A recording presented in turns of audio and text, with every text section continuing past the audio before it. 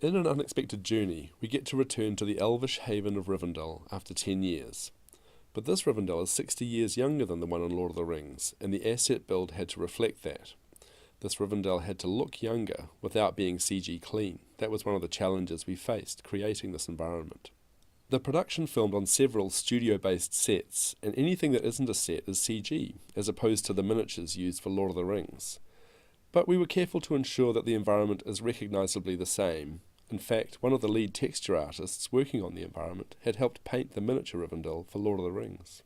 Rivendell has to look serene and beautiful, a place that Bilbo will want to return to later in his life.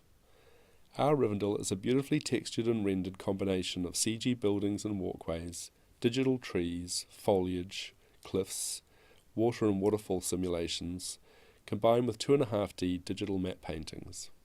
We spent a lot of time working on the details of the environment, the distinctive pattern of the roof tiles, the design of stonework inlaid into a bridge, the way the late afternoon sun reflects off metal detailing in the architecture. Our digital map paintings are CG based, giving us consistency across all the different views we get of Rivendell. But also, by having the environment as a fully textured and shaded CG build, we could design the scene lighting to a high level of quality. So, where two late afternoon shots are 20 minutes apart, we can reflect that time change in subtle changes in the lighting. Having The Hobbit shot at 48 frames per second and in stereo presented some compositing challenges.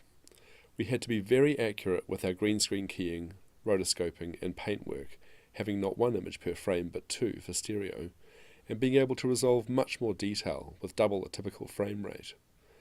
In working towards making Rivendell as beautiful as possible, we worked hard to make the composite seamless, considered, gentle, and ethereal.